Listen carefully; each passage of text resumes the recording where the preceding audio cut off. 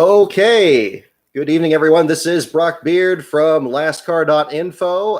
Ordinarily wasn't going to plan on doing a live stream tonight until this coming Sunday at Talladega. But obviously, with the latest news story coming in about Jennifer Jo Cobb, I definitely wanted to weigh in at least for a little bit tonight about it. We'll wait for a few more people to come on by. Just shared the link on the Twitter account here. Let's see. Hopefully the sound still sounds okay. We're going to take advantage of this to kind of try another microphone arrangement here at the same time. So let me know if you're having any trouble hearing me or if you're hearing me a little too loud. We'll certainly try to accommodate one way or the other. All right. So let's see. Gosh, I don't think it's even been 24 hours since the last stream here. So we'll jump on that. Thank you, everyone, for tuning in here on such short notice. Just coming back from work today, but we'll certainly cover the story on that. Okay, sounds good? Okay, good. So hopefully we'll be good to go here for tonight. Okay. All righty.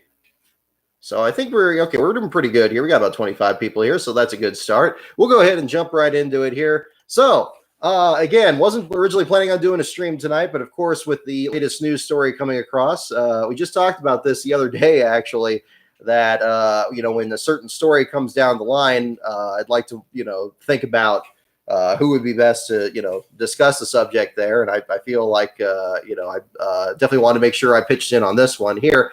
Jennifer Jo Cobb, originally slated to make her Cup debut this Sunday at Talladega. Was announced earlier, I guess last week, that she was going to be entered in the number 15 for Rick Ware's team. James Davison has been running that car for several races this year and is apparently going to be running several more races for Ware going forward. Cobb was originally set to make her debut after running, I believe, about 10 or 12 seasons in the Truck Series, a number of starts in the Xfinity Series, including 9 Truck Series starts at Talladega, one in which she spun out down the back straightaway and the fans bought her some tires so she could keep going in the race.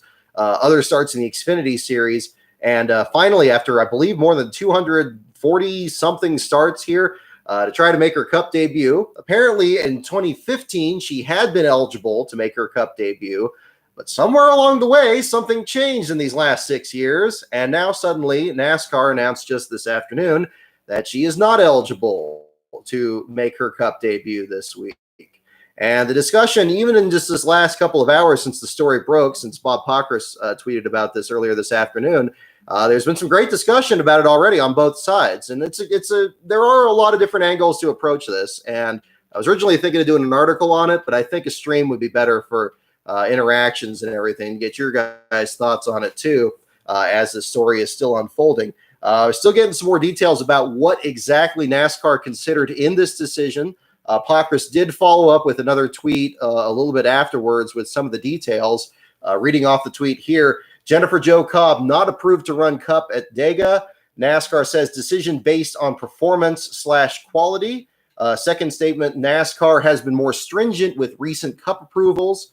And the third statement was she was years ago okayed for Cup, but if don't run in series for a year, must get reapproved. And the final statement is that it was not a result of the Richmond situation with Norm Benning. A lot to unpack just from that alone. As I mentioned earlier, I think the third statement is probably the most perplexing, that she was approved for the Cup Series, but not running in the series for a year.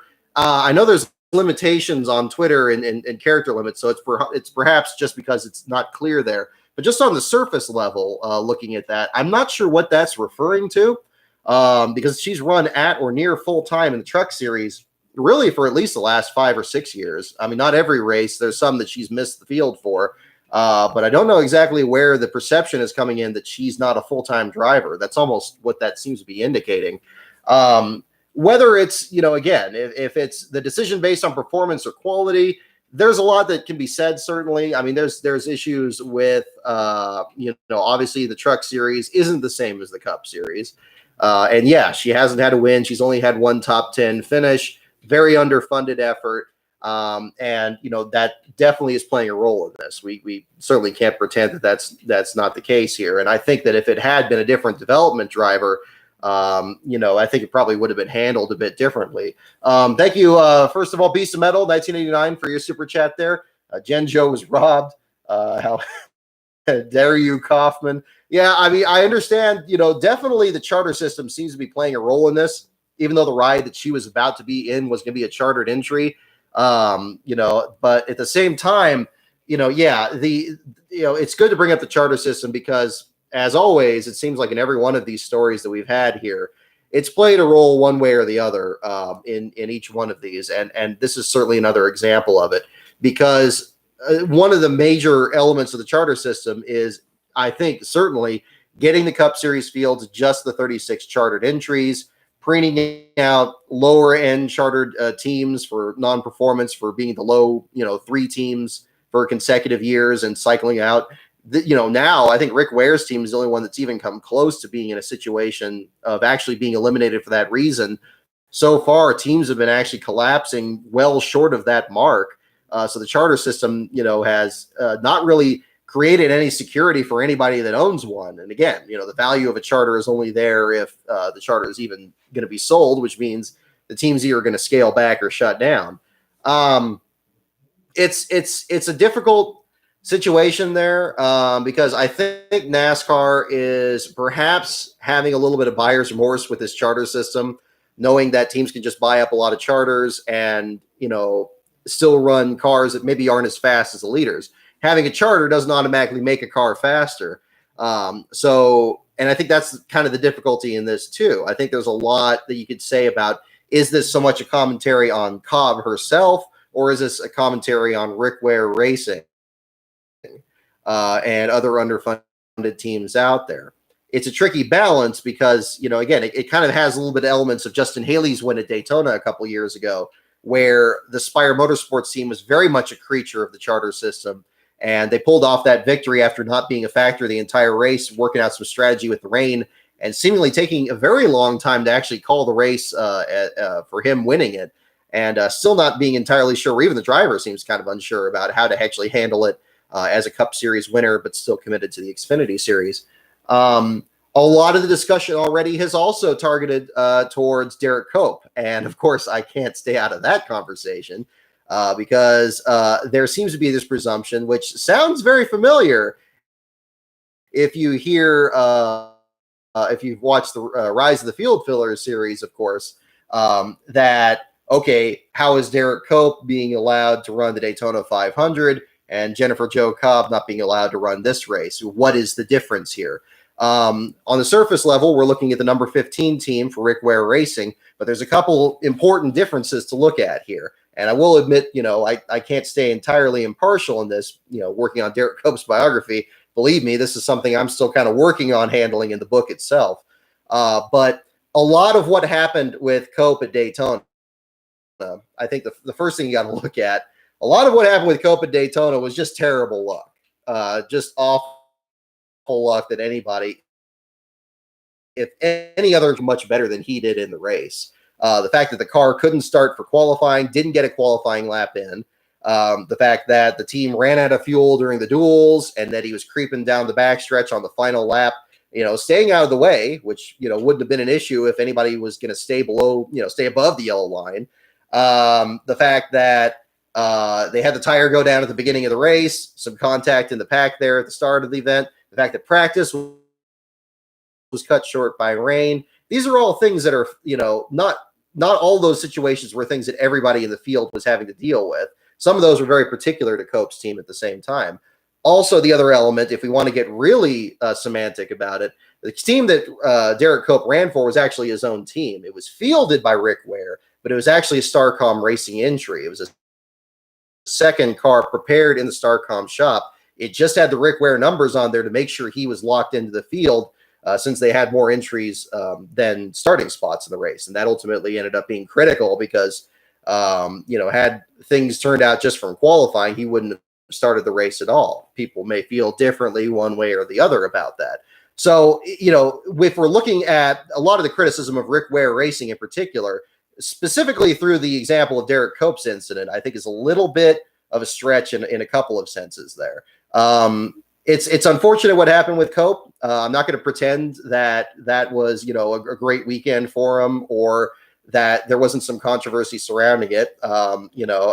It's believe me, it was uncomfortable writing the article about it, knowing that, he finished in last place, knew that it was certainly a possibility. I'm just happy he wasn't injured in it and nobody else, was in it too. It also must be said at the same time, much like other controversies that the sport has had over the last couple of years in particular, it must be said that everybody seems to be throwing all this stuff at Derek Cope about, oh my gosh, he almost caused this big wreck. He almost caused a wreck, as if everybody else in the race was running clean the rest of the day after he dropped out after 3 laps. Let's not forget that only one car was not even a factor in that big wreck on lap 14, and that was Derek Cope. He had nothing to do with that. Everybody was able to just wreck there. So if we're talking about preventing big wrecks, you can't really lay that at Derek's feet. And this isn't a stream entirely about Derek, but it's come up hand in hand in the Jennifer Jo Cobb discussion, so we have to address it. I know we talked about it back during the February show, but sometimes these details get kind of forgotten over time, and that's another part that we have to certainly talk about.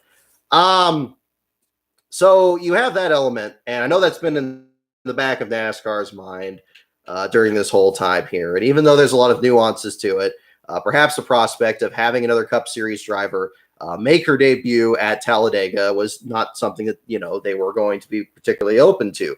This has happened before in other circumstances. Now, again, in some cases, we're talking about competitors with very different backgrounds than Jennifer Jo Cobb's.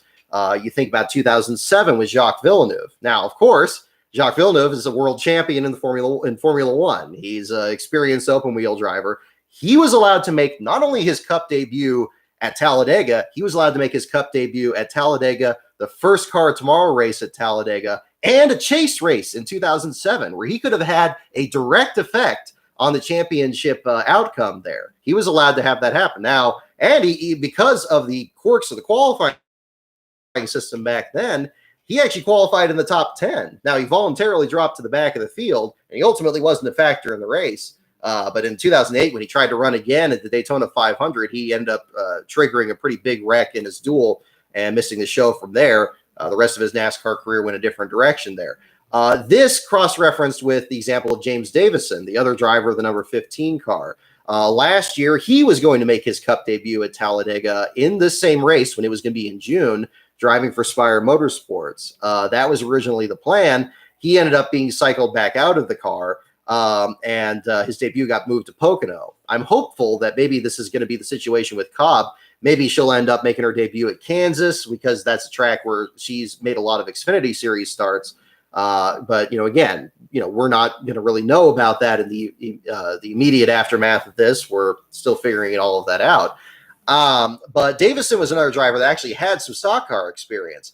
He wasn't just an open wheel driver. He'd been running endurance cars, and he'd also been running in the Xfinity Series at the road courses as well. And he wasn't allowed to make a Cup race last year as well. I'd like to believe that this is just a situation in that sense. What is troubling at the same aspect, though, different for Jennifer Jo Cobb versus James Davison and even Jacques Villeneuve, of course, is the fact of what Wookie brought up here on Twitter earlier, that there are certain teams that just aren't in NASCAR's good graces, certain teams and certain drivers that are not looked at the same way, and that are, perhaps if they want to get into the Cup Series, NASCAR has kind of taken a kind of a standoffish approach to this. This is not the first example of this. I didn't want to believe that this was the case, but I'll tell you what, working on the J.D. McDuffie book changed my mind on that pretty quick.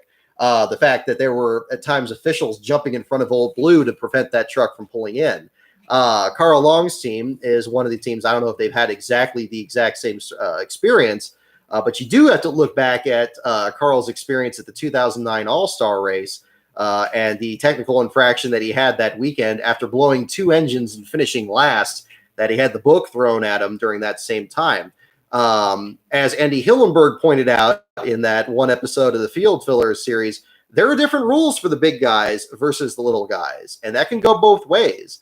Sometimes, people don't look both ways, like Chase Elliott, for example, going below the yellow line at Talladega last year, getting that penalty rescinded, going his pit crew member jumping over the wall too soon, but then torturing the reestablished his position rule to make sure that that penalty didn't keep him out of championship contention. And, other things had to happen for him to win the title, but not many other things. Versus Carl Long getting knocked out of NASCAR for almost an entire decade for a fine that he couldn't pay in an exhibition race that didn't really matter because he didn't even qualify for the main event. I can't help but think that this is another example that's a little bit closer to that. It's obviously in motorsports, you can't make sure that, you can have the big teams out there that are always going to be winning and guide them along the way. There's a lot of unpredictabilities. We saw this already even in just last week at Richmond, where you have a driver that's dominant out there and gets beaten to just the final few laps just from just getting outdriven. That stuff happens. But at the same time, I think a lot of these small teams, they would just prefer to just be left alone and just compete. They're not asking for a handout. That's happened before in the past, and that just hasn't really worked. But they don't need anything, they don't need anybody to make things even harder for them. There's already enough obstacles to get these drivers competing into the Cup Series, that they have to, the drivers got to, get approved to even compete in the first place. What series they're going to be able to compete in. The team's got to get cars ready, and there's such stringent technical regulations. And then a lot of times they have to have a charter because it's just not financially reasonable to do that. Look what's happened with Carl Long's team, just from the fact that they weren't able to compete in the iRacing thing and the fact that they lost sponsorship as a result of that. It can have devastating effects on these teams. And, but again, I know that the way all these stories go and the way this one's already gone is your opinion on it is probably going to vary dramatically if you think that this is important or not. If you think that all that matters is that you have the fastest teams up there and, you got the same clutch of 10 or 12 drivers that get talked about every week, this may seem like a real trivial matter. But if you're looking at the back of the field and you're looking at somebody that spent the last 10 or 15 years trying to work her way into the Cup Series, especially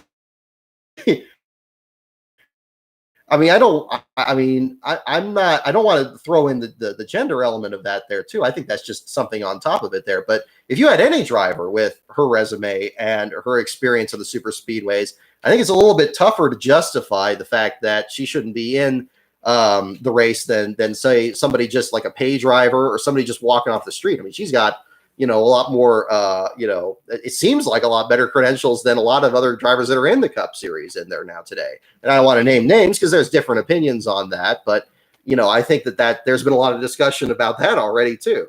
But it's unfortunate. It's just really unfortunate. And I want to be careful in going too far down that one road because, again, nobody has an absolute right to compete in the Cup Series. It should be a meritocracy. You should be able to work your way up there. And, you maybe you start out with a lower end team and try to work your way up. Look at Alex Bowman, your winner this past week. We talked yesterday about how the fact he had to work his way up through BK Racing, through Tommy Baldwin Racing, through these other organizations and get into a top flight ride. That's the path that it should be. That's the way it works out. But it's a situation that, to create this new scenario where you're going to make it even more difficult for somebody to make the jump, where even if they've been in the sport for, 10 plus years, yeah, okay, sure. If you're just going to look at stats and just look at the one top 10 finish, then okay, there's other intangibles you're looking at. She's running her own team. She's just, doing it by, by the very limits of that. It's partially the equipment. It's partially the series she's running in and, the limited resources. Back at Canada in 2019, she was pulling together money to try to, to pay the toll to get back over the border again.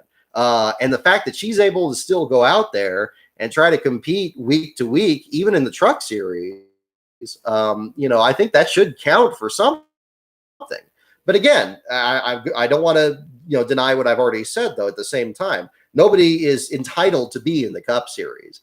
But again, I think it's hard to justify that she hasn't worked her way towards this and hasn't come at least close to getting a shot at it. Again, I'm hopeful that this is a James Davison situation, that maybe her debut is going to get moved to Kansas or somewhere else there. I have a feeling that might be the case, but I don't have any source or anything to confirm that. The story is entirely too new on that one. But it definitely gives a lot to think about, because I think that there's still a lot of concerns about this going forward, and it's unfortunate. It's unfortunate for the Rick Ware team. It's unfortunate for Jennifer Jo Cobb in particular, and hopefully something gets worked out on that. If NASCAR is being more stringent about their driver requirements for the Cup Series, then it would be nice if there was a little bit more transparency. It would be nice if we knew what those requirements were. It would be nice if the competitors knew what those were. If we don't, and I know there's a lot of concerns and a lot of speculation if this had anything to do with the situation with Norm Benning in Richmond last week. It sounds like, from what Pockris posted, and I'll take him at his word, that this had nothing to do with that. Now, whether or not, that's a factor in there going into Talladega this much sooner, I mean, Norm's not going to be running the race. So if that's their concern, I guess it's not that, but, again, it just seems bizarre that it's kind of played out this way. It seems also that there should be other alternatives to just flatly preventing certain drivers from competing in it. In the Andy Hillenburg video, you recall the quote that I reposted on the Twitter account there from Mike Helton in 2004, after Andy Hillenburg, who had experience of his own getting up into the circuit, much like Jennifer Jo Cobb herself, very limited opportunities in the Cup Series, trying to get something together to run at the big tracks there, ends up getting in an actual incident after an accident actually happens that eliminates Jeff Gordon from a Darlington win, when Gordon is top 5 in the points early on. That NASCAR, even from the fact that you had people that were former Darlington track presidents in the actual NASCAR, and Mike Helton himself coming out and saying, look, well, we can work around this. Let's talk about the minimum speed. Let's talk about having the big teams talk with the small teams about what lines to run. And Helton's quote himself saying that to eliminate that possibility for anybody to start a race is just not conducive to what brought NASCAR about in the first place. And this is really what it boils down to me, and the biggest thing. I think that's an aspect of NASCAR that I think the sport has forgotten more than anything else. And we've seen more and more evidence of this along the way. And you could say, and it's not just this particular instance. It goes back to Timmy Hill being blocked out of the iRacing Pro Invitational Series. It goes back to, several other instances that we've seen from small teams just having a much harder, time than even the circumstances have allowed so far. If you are only interested in seeing the best drivers in the entire world competing in international tracks and, the highest prestige, the highest technology, the most money, we have a sport for that already. It's called Formula One. It already exists. And there's people that don't even like that. So that already exists. NASCAR has never been that. It's tried to be that through its entire life. And it's done this all the long way. If you look at JD McDuffie, you look at Carl Long, you look at other examples along the way, they've chiseled it down here and kind of made it harder and harder, not directly banning these drivers, not directly keeping them out, not doing anything like outrageous there, but at the same time, not doing them any favors either at the same time. And this is the problem. A lot of these drivers these days, or teams, they see some of these small teams that come in there and they wonder why they're out there. You think about, what was it? Denny Hamlin back in Indianapolis, wondering why Jeffrey Earnhardt and Landon Castle were wrecking each other at the end of the race. Well, they may be running multiple laps down, but that's what they're competing for in order to survive. They're doing the very best they can, in the words that Mike Helton expressed even before. They're doing the best they can with the limited resources they have. And NASCAR has always allowed for that avenue. It's that one remaining tie that the sport has to the day where, you or I could just go to, an auto dealership, buy an old Ford, soap a number on the door, strap the doors shut with belts, and, put on a leather helmet and enter the car in the race. Obviously, we don't have a sport that's like that now. Some of it's inevitable through the technology. We had to make the cars safer. We had to make them durable. That priced them out of the market of the average person. But then you have teams that are a little bit more organized. And then guys like Dave Marcus or JD McDuffie or James Hilton were still able to make that work very late into the series history. But again, you could say that the economy has shut down a lot of those teams just by itself. But there's been other efforts at the same time that's just prevented these teams from really being out there, and it's sad to see. I think the rhetoric that's expressed sometimes by NASCAR and some of even the other drivers in the sport has been kind of disappointing, in the sense that they seem to say, oh, well, if you're going to run that slow, oh, this series isn't for you. This series isn't for you. You need to be in the Xfinity series. You need to be in trucks. You need to be in ARCA. You need to be maybe not even in NASCAR. Maybe you're going to be like in just on a local dirt track somewhere. Well, that's what I feel Mike Helton was saying in that quote in 2004. That if they're to block off that last avenue, and maybe this is inevitable. Maybe one day it will be that way, where you're going to have just 36 teams out there, and every one of them, every Ford is a Penske car, every Toyota is a Gibbs car, and every Chevy's a Hendrick car, and everybody has 10 cars or 15 cars or something, and then that's what it is. You think there's still not going to be a driver out of that group that's going to be off the pace? You think there's going to still be a car out there that everybody's like, hey, why doesn't this guy get out of the way? That's the reason it's always going to be there. You're always going to have these slow cars. You're always going to have these underfunded drivers. And there always should be a path for that, because that's the only way you're going to know if somebody's actually going to be worthy of being in the Cup Series. Too many other series run things by committee. Too many other sports are just priced completely out of average people's markets, or even average businessmen's markets.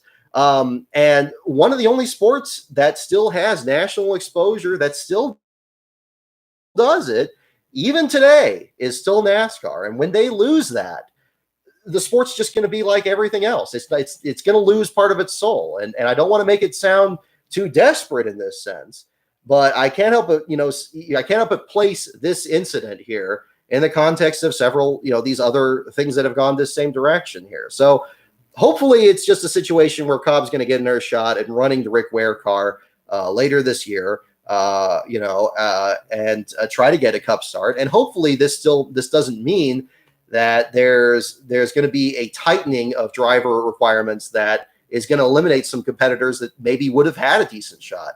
James Davison, for example, after he was able to make his first Cup start last year, I think he's done a solid job at Rick Ware's team, in spite of what happened at Martinsville with the tangles with Cody Ware. I thought he handled himself surprisingly well under the circumstances.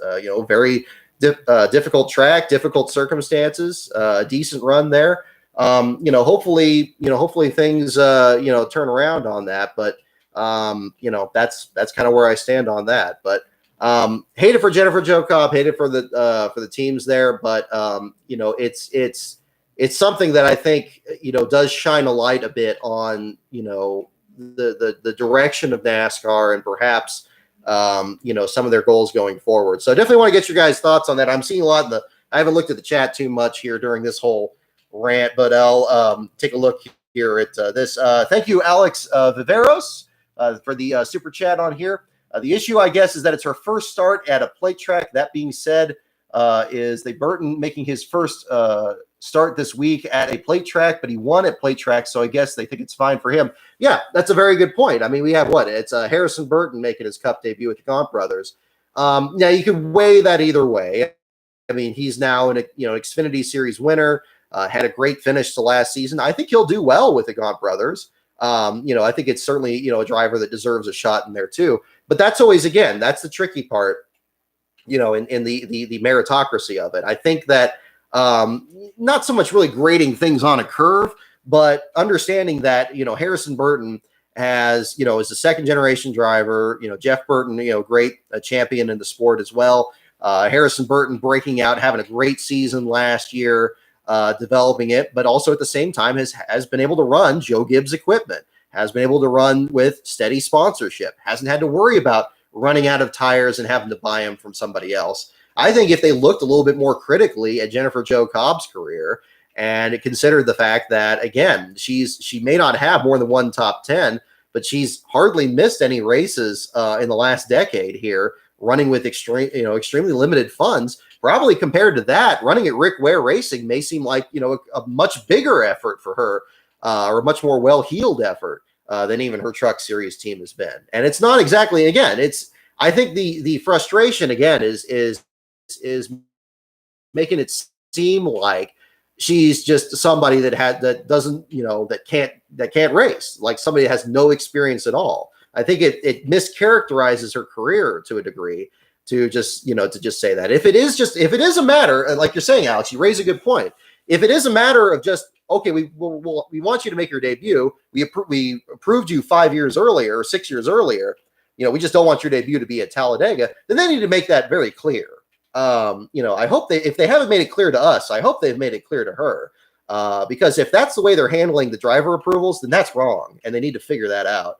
But hopefully that's not the situation. Again, I hope we get some more details on this, a more clear statement from NASCAR on this. Again, I'm not saying that it needs to be absolutely stop the presses on this. But again, I think that, there's, drivers' careers and reputations and stuff are built on, every decision that NASCAR can make along the way. I mean, who knows? Is this going to, hopefully Cobb is still able to attract sponsors, or is a sponsor going to say, oh yeah, you're that driver that didn't get approved for Talladega because they said you weren't very good? Well, I mean, that's not any good. I mean, and this is where, this is another element too of the sport. And every sport has its intangibles. You can look at the statistics and just say, and look at that page and see all those zeros and say, oh, well, okay, this person stinks. Or you look at how many starts that person made. You look at what team that the person ran for. You look at what resources that driver had. You have to take it into full context, and again, I don't want to make this everything about stuff that I'm working on, but it's gone hand in hand. Every one of these field filler teams we've talked about in this series, they've all been kind of lumped in as field fillers. But you can see from each one of these that they have extremely different histories, and the drivers have extremely different backgrounds. And in a lot of cases, a lot of these drivers are champions and winners that if they ended up in a top team, and some of them did, if we're talking about drivers like Joe Ruttman or Morgan Shepherd, if they did get into big teams, they would turn heads and actually win races and be competitive drivers in that sense. And again, you can't just put that all in a different time period and say we don't have that now. There are competitors, again, Timmy Hill's a good example, Tommy, they're chomping at the bit to get to the Cup Series. And I think for them, they need to be able to know that there's going to be a path for them to get up there too. That's why I really don't like this whole charter system and the restriction of the field sizes and everything like that too, because the more artificial limitations you present on the topmost series, you're going to create a logjam of people coming up. And there may be a situation where a lot of people that ordinarily would have Cup rides and be in the Cup Series just can't get there because there's just not enough seats at the top level of the building there.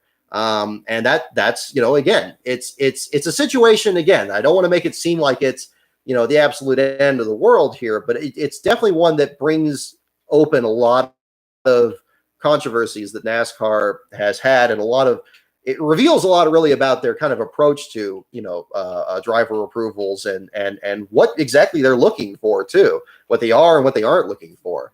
And it's troubling at a time where, in the Cup Series, we're just now starting to get a couple other Cup teams in there. When you got like the Live Fast team, you got 2311, you got Team Trackhouse, but but each of those are literally like omelets where they had to crack the eggs of several other teams that just don't exist anymore. I mean, we got these teams, but we lost Germain, we lost Levine Family Racing, we lost Go Fast Racing. They were supposed to make their debut this year at Martinsville, didn't happen. You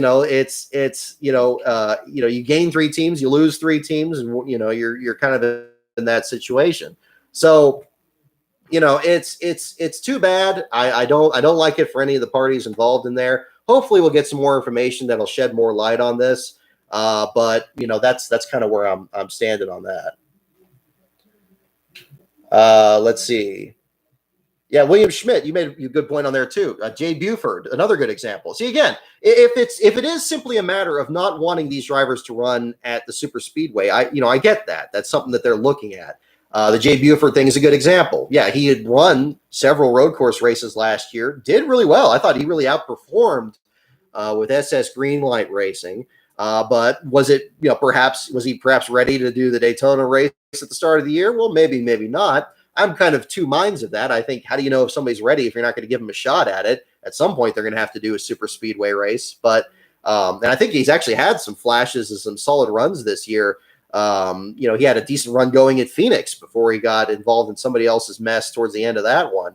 Hopefully he'll get a shot to run. I mean, is he entered at Talladega this weekend? I haven't looked at the entry list yet, but hopefully he's going to get a shot at that pretty soon. Again, that's not unprecedented that you can have a situation where you have these different, different drivers that are competing in that sense. But I think, again, it needs to be made clear what exactly, again, what's happening, what's not happening. That's what's tricky about discussing any of these things so early on there. Let's see.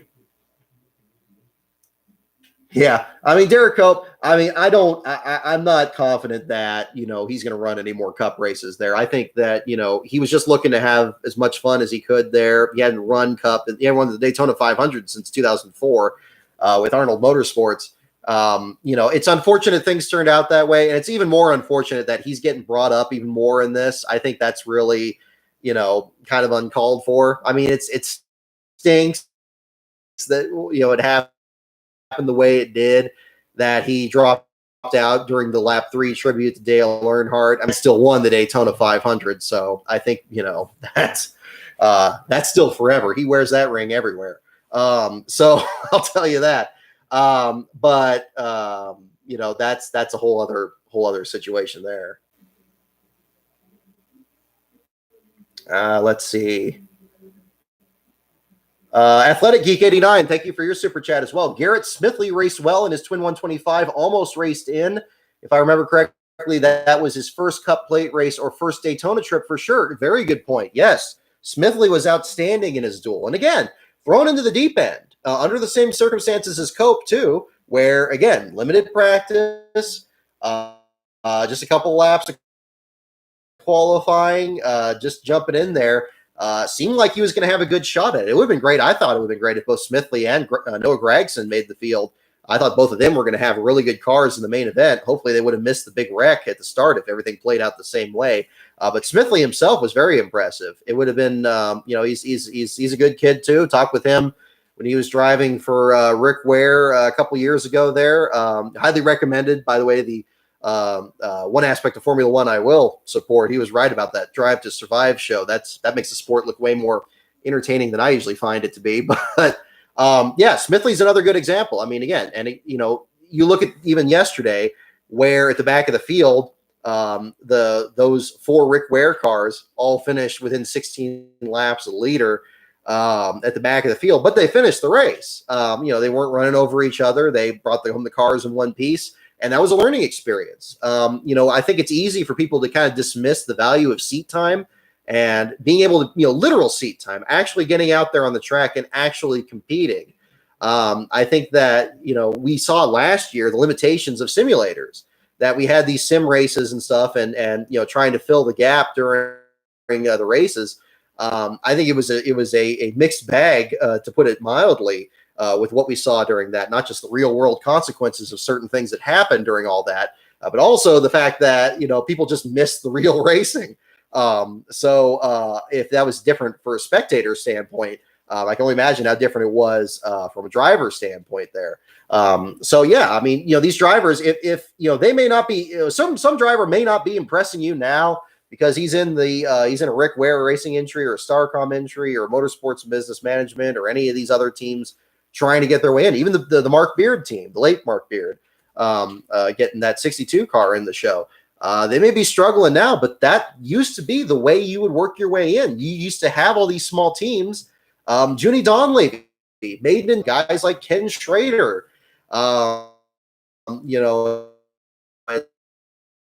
spotter these days. I made one of the last starts for Donlevy's team back then. I mean, so many other competitors over the years there. Dick Brooks, other drivers from that same time period. You just something works out for Cobb further down the line in the same time there. All right, so Gatlin, is it Gatlin Downey? Gatlin Downey. I'm sorry, I don't want to mispronounce it there. The reason they said was she only had 11 lead lap truck finishes in two. Okay, well, see, again, that could be again a limitation on just how it was expressed in the tweet. If that's the case, then okay, then let's make that even clearer. If she hasn't run an Xfinity race in a few years, well, then they really shouldn't have gone forward with actually announcing her as being in this car. Somebody jumped the gun there, and that needs to be examined at the same time. So, if it's on NASCAR, that's one side. If it's on the team or whoever was putting this deal together, that needs to be looked at too. But either way, this is, it's something messed up along the way, and that needs to be examined at the same time, because it's been several days. We were talking about this yesterday's show of Jennifer Jo Cobb coming in and doing the Cup race here. You would think that NASCAR's approval process at least would be a little bit. It seemed like the Richmond race had something to do with it. Hopefully it didn't, but it's hard to say. But yeah. Yeah, Cobb probably would have been 7 laps down all race. Yeah, maybe she would have been. And she, again, this is the other thing too. You need to understand what are reasonable expectations. Jennifer Jo Cobb's an owner driver, hasn't never started a Cup race, hasn't started an Xfinity race in a few years, as you pointed out on there as well. Again, we're not saying that, does the driver really need to be capable of actually winning the race in order to make a Cup start? That seems to be the central question here. If that were the case, you probably only have about 10 people out there each week. But, as Curtis Kreider pointed out back in the 60s, fans notice if there's not a lot of cars out there. Look at the terrible reaction that Formula One got when only, 6 cars started during that whole Michelin controversy at Indianapolis. People notice when there's short fields, when there should be a large field of cars out there. You got to have somebody to beat. And, you can't guarantee that, the people at the back of the field are going to be drivers that maybe on a good day, on a full moon, every third Sunday, they're going to be competing for a win. That's not always the case. That wasn't the case even in the sports heyday back in the late 90s. So, I think that's, I get where you're coming from. I know that, again, it comes down to whether or not you're concerned with this end of the field, or not. And that's fine. Some people aren't concerned with that end of the field, and that's fine. If you're just sitting there just to watch the race and watch who wins, that's fine. That could be a complete experience. But I think at the same time, you need to understand that these other teams and these drivers, they may not be capable of winning, but they're capable of maybe one day getting to that position, or even these drivers. And none of these drivers, they aren't just willed into existence and they suddenly show up and they're going to win every week. A rookie season like we saw with Tony Stewart or Dale Earnhardt Jr. or Matt Kenseth, those are very rare. A lot of times you get, even time periods from between about 2010 through 2012, there were start and park teams competing for Rookie of the Year, and only a couple of them at a time. But those were drivers that were able to kind of develop their skills along the way. Stephen Light has been in the Xfinity Series before. He won Rookie of the Year over Josh Wise. Josh Wise actually had a top 5 run with Phil Parsons racing in the duels. So you never know when somebody's going to get a good shot and get a good run further along the way. But they're never going to get any better if you don't give them any seat time. But again, nobody is absolutely entitled to a ride. Nobody's entitled to a starting spot, which is why the charter system is, yet again a mistake. But again, there has to be some kind of a pathway there, because if you stagnate the field, these drivers aren't going to be in the sport forever. You got to have new people come in there. You don't just wait for a whole lot of them to retire and then throw a whole lot of them in. That's not the way the sports work. That's not the way it's worked from the very beginning. Used to be you couldn't even get a stable round of drivers to stay in from one year to the other, and they had to, help fund some of these slower teams that were further back just so they would stay in and make some kind of living out of that. And those were some of the first independents or field fillers or owner drivers or whatever you want to call them. And they may be in short supply now, but they're still out there. And they're always going to be a part of the sport in one way or another. And I I think if NASCAR would just embrace that, if they would stop fighting it so much, the way that they have over these last few decades, and understand that that's one thing that makes this sport very special for this. I mean, I talked about this in another episode. You can't just say like, oh, I'm going to start a football team and we're going to play the New England Patriots in week 1, or oh, I'm going to take our company softball team and we're going to play on opening day against the Yankees. You can't do that. But in NASCAR, if you have the money, if you have the resources, you can be just like Michael Jordan or Pitbull and start your own program, and then suddenly, boom, you find it, you buy a charter, you have that much money, you can start the Daytona 500, and you're right in there with guys that have won races, guys that have won championships, and that's one of the greatest things about the sport. It's, there's drawbacks to capitalism and there's benefits, and that's in one aspect. I think that's one of the best parts of the sport. It's one that's kept me invested in it. And we've seen, strong times and lean times over the years. And a lot of these guys, just like in 2004, filled the fields when there was nobody else there for there to be. And if we're, and maybe we'll be in one position one of these days. Maybe there's going to be a point where a charter is not going to be worth the paper that it's printed on. And then who are you going to get? Well, you have to have somebody fill the fields. You have to have somebody that's capable of fielding cars. But you're not going to get that if they're not going to have any seat time. So it may not be a way that NASCAR wants it to be. The current trend with the Race Team Alliance may want to guide it a different way, but that's not the way NASCAR is built. And again, for those that want to make it that way, I say to them that this sport isn't the sport for you. You need to be in another sport. You need to be in Formula One or IndyCar or some other sport that way, and you can go into that. And maybe some teams will find that out, and NASCAR will go back to that, the way it used to be, or at least maybe not the way it used to be, but in some way that people could buy their way into the sport and build organizations and do it the old-fashioned way. Man can dream, can he? But that's about all I have to say on that. I think I'm just going round and round on this one here at the same time. I appreciate you guys tuning in for this. Definitely, if you're watching this after the fact there, definitely make sure you leave a comment below here on what you think about this. And hopefully, we'll see if we get some more information on this further down the line. But couldn't resist definitely talking about it so far. And appreciate you guys tuning in for this at the same time.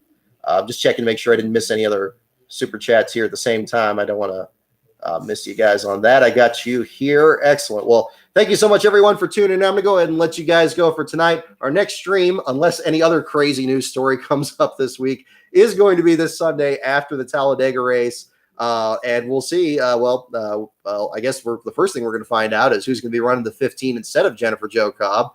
And then from there, who's going to finish last for the Xfinity Series and the Cup Series this weekend. So have a great week, everyone. Thank you so much, everyone, for tuning in, and we'll see you next time.